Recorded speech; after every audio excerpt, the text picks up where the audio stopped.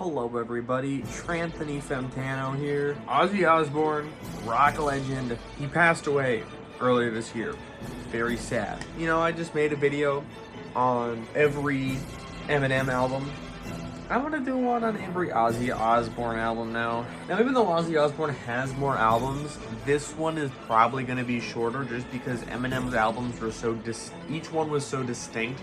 There was so much to say about it. And maybe I'm just like a fake music enjoyer. I'm such a poor reviewer that I can't tell these apart as well. But I can definitely tell that some are better than others when it comes to Ozzy Osbourne's library. Eminem had higher lows, but also lower highs, if that makes sense. Ozzy Osbourne has made some amazing stuff in his career. Some albums, I don't know if they'll ever be topped by anyone in the rock genre. But then his lows, oh dear God. Let's just jump into it. We're gonna start off with number 13, Undercover. I did not like this one. Now, I may have been a little too harsh on this one because I gave it a very, very low. I gave it 1.5 stars out of 5.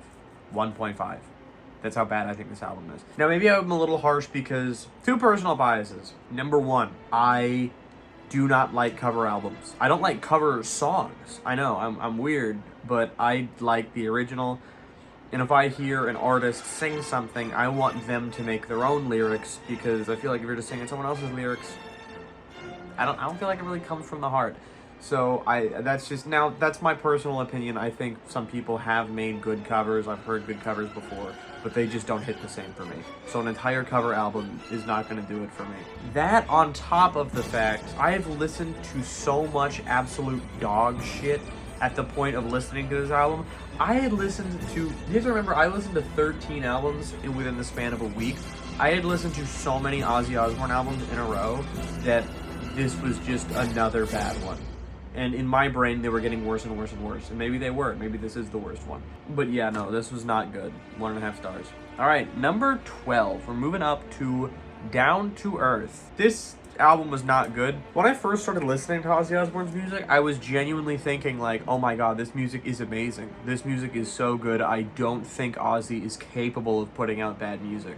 Obviously, I was wrong. It's not the worst of all time, but it's certainly bad. This one gets 2 stars out of 5.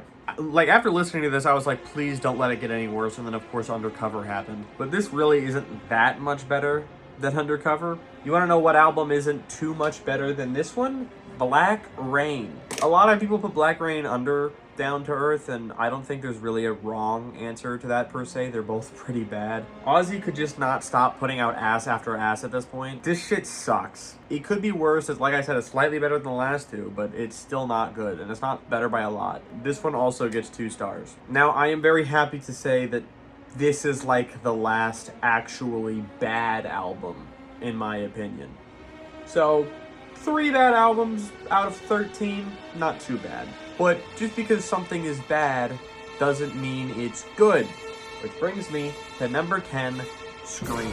This album is one of the most mid albums I've ever heard in my life. It's so mid that it kills me. Almost every song I listened to, it wasn't bad. It didn't invoke any negative, like, I didn't like that song.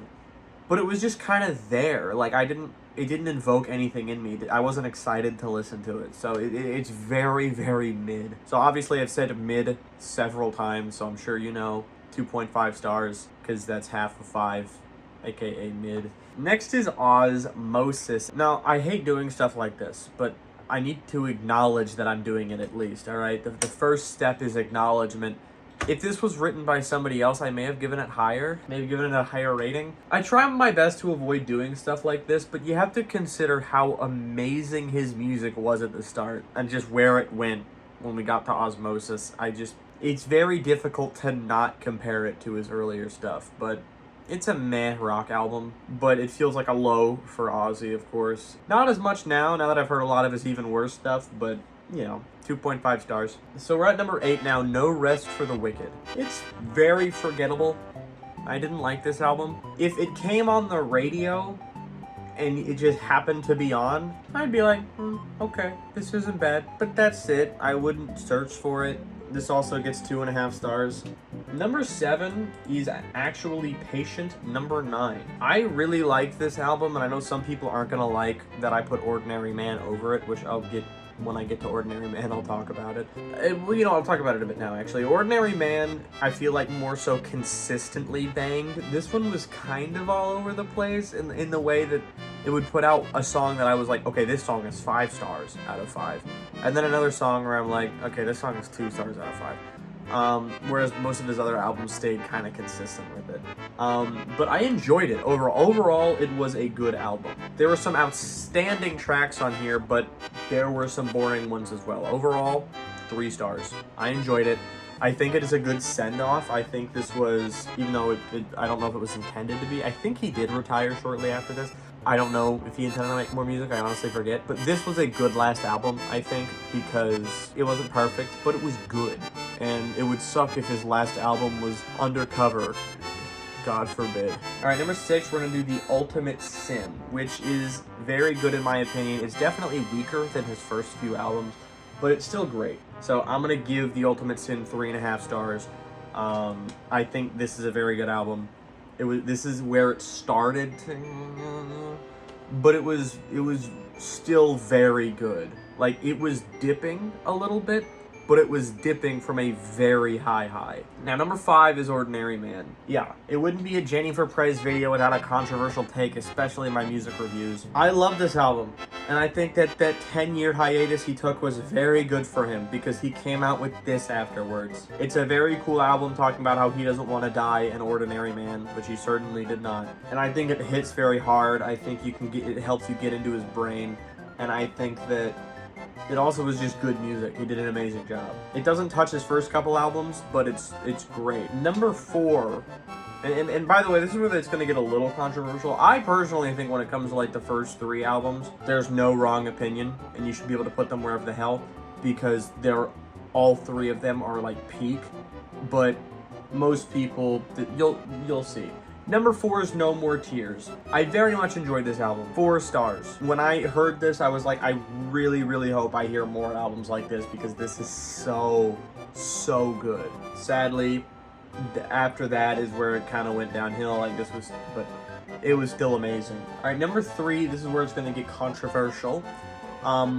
Diary of a Madman. Now, I love this album. I love some of you like, how is this not number 2? You'll see. I'm sorry. You're gonna hate me for what my number 1 is. And now you probably already know if you're a big Ozzy fan. Number 3 is Diary of a Madman. Great album.